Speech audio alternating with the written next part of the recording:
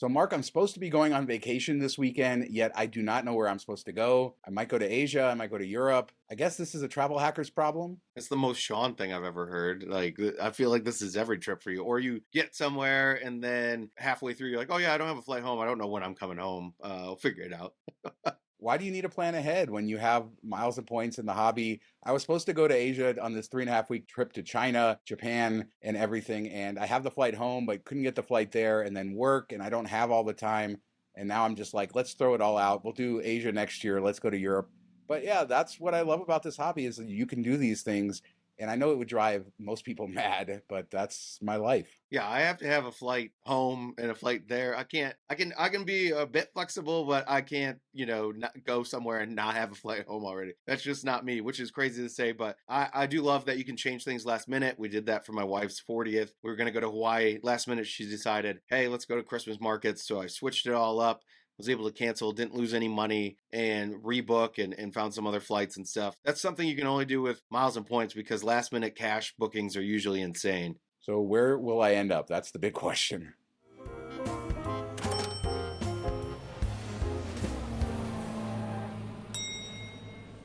So on this bonus episode, we thought we would talk a little bit about behind the show, who we are, how we got here, and what all of this is about. So I've been doing this traveling thing since 2007, a long time ago. I started a blog called Family Round the World. So it was talking about family world travel because my wife Jasmine and I and our 6-year-old son traveled all around the world for a year and a half. We sold everything. We backpacked, stayed in hostels, did the budget travel thing, and I wrote all about it. Thankfully, I don't have to do that anymore.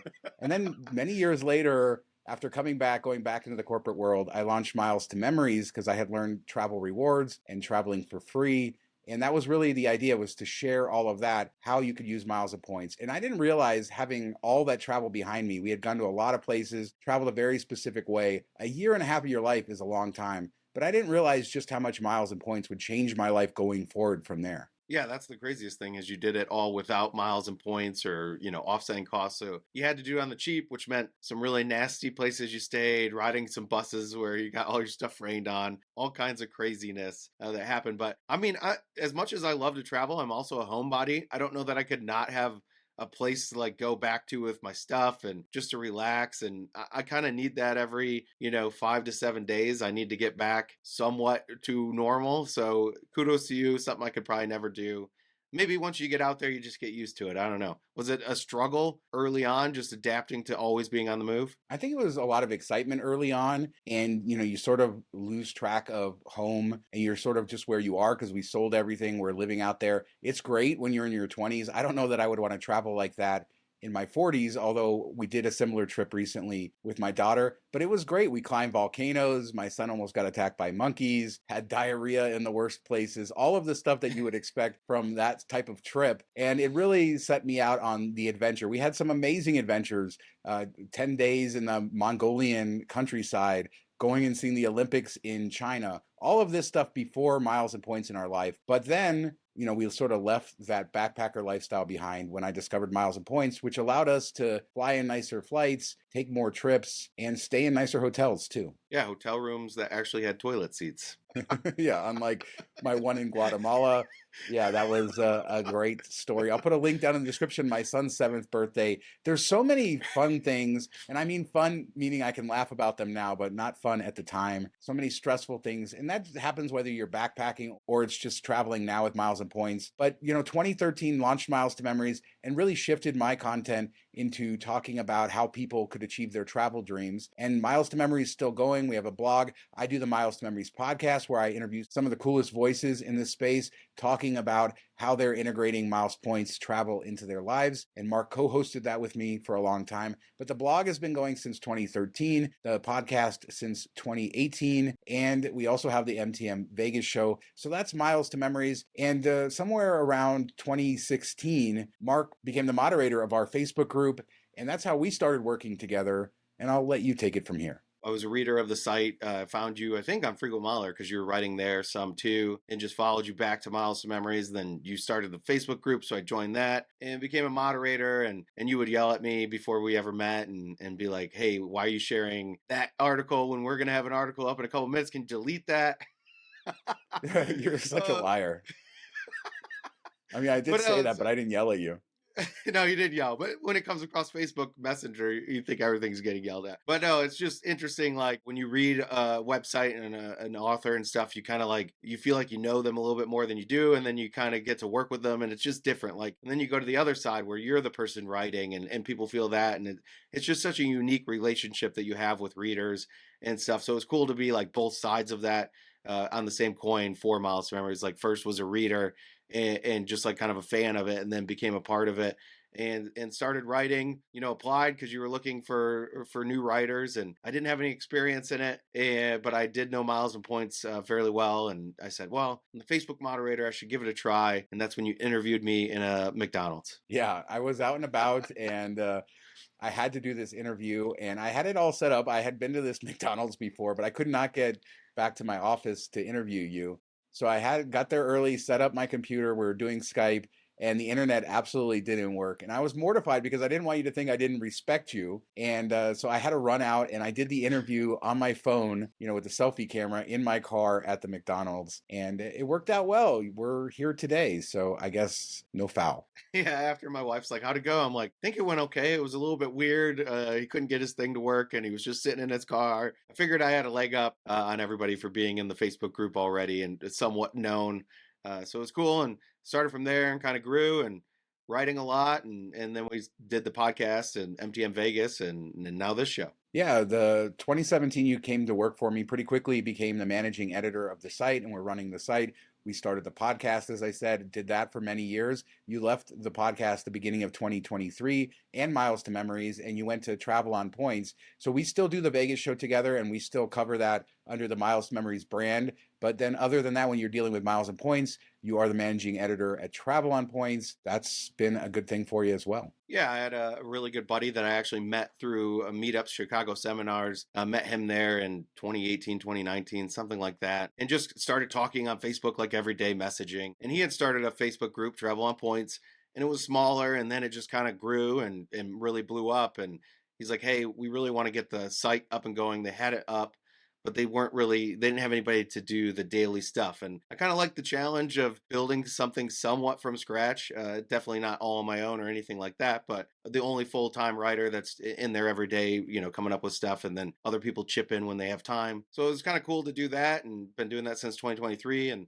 Facebook group's now huge, and the site's doing pretty well. So I've enjoyed it, a unique new challenge. And I think sometimes it's good to have that in the content creation, to look at things from a different point of view. And I've been lucky enough to do that. So we started this show because we're not working together on the Miles and Points side, but we have these two different communities, Miles to Memories with a podcast, the website, everything we're doing. We have a great community of people, Travel on Points, a great community of people, some overlap, but also two different groups. And we thought we would come together and bring you our sort of unique look on life, on laughing about stuff, on travel, and then sprinkle in the deals and the things that we do know about to show you how you can travel for free. So make you laugh about it, make it fun. This is very dense subject matter. It's very difficult, but it's not difficult when you actually take that first trip and you are at a place that you've always dreamed about, staying in the nice hotel. You're on a $10,000 trip that you paid almost nothing for, that you couldn't afford otherwise. So how do we translate that to you, show you how to do that while making you laugh at the same time?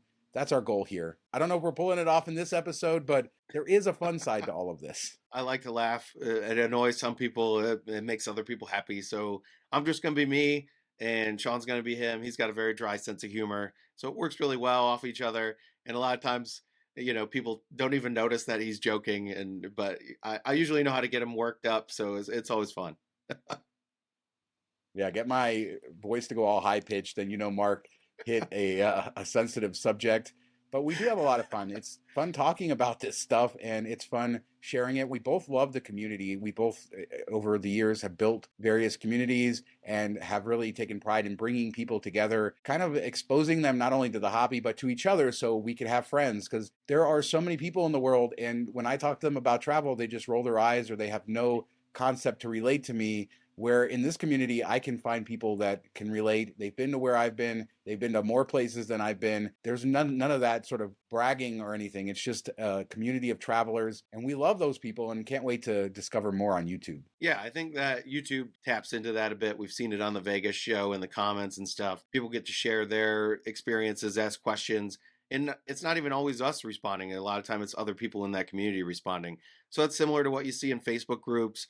And then when you go to meetups in person, and hopefully we'll do some meetups here and there for the channel, and it adds, like, anywhere you go now, you almost know somebody that you can meet up with for a drink or for food, or at least ask for, like, hey, where should I take my son when I'm here? And they're more than willing to help you out, which is such a cool experience. And it's lost a bit. There's still so much of that out there, but all you hear is the bad stuff on news, on TV. So you feel like everybody's dead inside now, but we're hoping to bring some of that back. And one of the best things about miles points travel, if you're new to it, I guess if you're old as well, old in the hobby, you can appreciate this, is those redemptions and what they mean when you achieve that dream. And I thought I would ask you, Mark, what are some of your overall favorite redemption that you've gotten with miles and points, something that you never would have been able to do otherwise? Funny enough, we're recording this on my birthday, and last year's birthday trip is one of my favorite trips. We ended up doing Iceland for a night, then Faroe Islands for a couple nights, and ended up in Copenhagen for a couple more nights, couple buddies. And we talked about it on the MTM podcast. I came in, it was a guest on the show, and went into more detail on that. But such cool experiences, hung out with some some Copenhagen gangsters at a bar. Had people sing to me in Danish happy birthday at a karaoke bar, like as I turned 40 at midnight, their time, not US time. It was just such a random running into, met a whole bunch of locals, had a fun night with them. And it was just so cool and so unique. And I never would have, one, known about Faroe Islands without miles and points, and two, definitely would not have gone there. All three of us were able to do it for next to nothing, which is pretty cool. How about you? I was trying to think about this. There's been so many amazing redemptions from just hotels that I know I absolutely would never be able to stay at. And then you stack in elite status. I know one that stands out is the Park Hyatt Tokyo. Because of a status match, we were staying there on free nights. We were upgraded to a suite, and we watched Lost in Translation, which is the hotel that was filmed in. And it was just a magical experience for the family. The movie's coming to real life. I know the first time I flew international first class on Cathay Pacific, I fell in love with that airline. And that was when I was early in miles and points, and I had like a week where I wasn't doing anything, and I booked the flight in the morning. And then that night I'm sitting on international first class flying to Hong Kong, being treated like royalty. Like, those moments are just insane. And you realize, like, wow, this is true. This could really happen.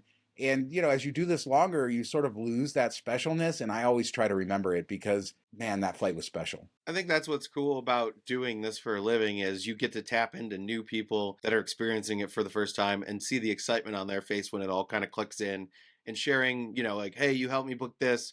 It was so great, and sending you pictures and stuff. And it kind of keeps it fresh in that way. But I mean, my biggest question is, what'd you think of Cathay's soy sauce? I mean, was it as bad as it was for me? Mark, I have culture, so therefore I knew not to ask for soy sauce and put it on the rice. That's an early MTM podcast reference where Mark flew Cathay first, and he asked for soy sauce, and they gave you a crazy look, huh? Yeah, they he brought it out, and then he wanted to talk to me and was like, hey, I just want you to know that that's the way I eat it in the back. And I'm like, I don't know what's going on here. And Joe, who's also a co-host on the MTM podcast, he's like, he grew up or lived in Hong Kong for a little bit. He's like, yeah, only children put soy sauce on their rice. So he's trying to make you feel better about it. Only Mark would go and ask for soy. No, I mean, that's the funny thing is you realize sometimes you feel like you're not supposed to be there. I've flown in first class cabins in China, for example, where it's all Chinese businessmen and then me, this sort of traveler. And you learn to realize that you are there, that this hobby allows you to pay for things in a different way, that you belong there, that you get to see the world. Sometimes it's a last minute taking off to the other side of the world, or sometimes it's a vacation that you planned a year in advance and it's everything you wanted. For a lot of people, their first big trip is Hawaii. And that was our first big trip. Grand Wailea, which is the Waldorf Astoria, using free night certificates, the Hyatt Regency in Maui, 8 days in Maui, completely free. I mean, it just doesn't get better than that. That's just so amazing, because we had always wanted to go to Hawaii, and there we were. And then we've been back 6 more times since, all with miles and points. And that's not a brag. That is not a brag. That is, I'm humbled by it. It's amazing. Nothing better than Hawaii. I beg to differ. We will talk about that on a future bonus episode after my recent trip. But no, it's so cool. Places you can go back to. And then even like, the thing I love most about it is like these short trips. Like, I don't have a lot of time that I can get away from the kids. So maybe I fly into, like, let's say New York City, Friday night late, hang out all day Saturday, eat as much pizza as I can, and come back Sunday. Normally, if you're paying cash, that's like $1,000, $1,500 trip, and you're not going to do it for a day and a half, 2 days. But when you can book that flight for $11 and get the hotel on points, you can do those type of things. And maybe it's not the best use of your miles and points, but it allows you to make these quick trips and do unique things, or just fly in to see a sporting event that you wouldn't be able to go to otherwise. So I'm so grateful for that in that respect. So to summarize, why should you watch the show? Mark and I like each other. We like doing shows together. We know what we're talking about. We like to laugh. And more importantly, we're positive.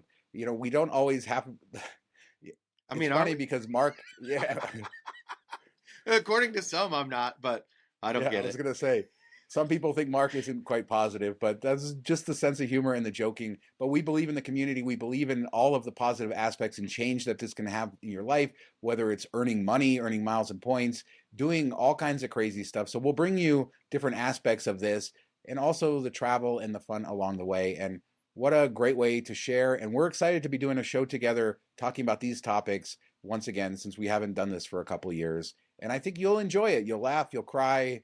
Hopefully, you'll get inspired. Crying. Are they closing down the trop Well, again? your bad jokes. Your bad jokes. I mean, Oh, all my jokes hit home, man. Perfect. Dad joke king. mine apparently don't even register. So there's that. So let us Oh, know, what this hobby has meant to you. What are your favorite redemptions? How has it changed your life? What are you looking forward to us covering on the show? We're going to use a lot of your feedback, a lot of your comments. We're going to incorporate into the show your knowledge as well. We don't know everything. So we're here to build a community around 20-minute travel to help everybody travel more and to help you find others that love to do the same. yeah, for sure. I'm excited for it. I don't think there's anything really in the space like this, so hopefully you guys find that it's quick, informative, fun, and you look forward to it each week. So leave a comment. This channel is still new. We'd love to have the discussion there. Don't forget to subscribe if you're not subscribed. Give a thumbs up to this video. Show us you like it. Share it with friends. Help us reach more people and grow this as quickly as possible. If you want more of me and Mark on YouTube, check out MTM Vegas as well, where we take the same formula and apply it to Vegas. Lots of laughs, lots of practical information and fun related to that. And in the meantime, I hope you have a great weekend, and we will talk to you next time. Have a great weekend, everybody. Try not to blow out your knee like I did. Happy birthday, old man. Yeah. 40 hits hard, man.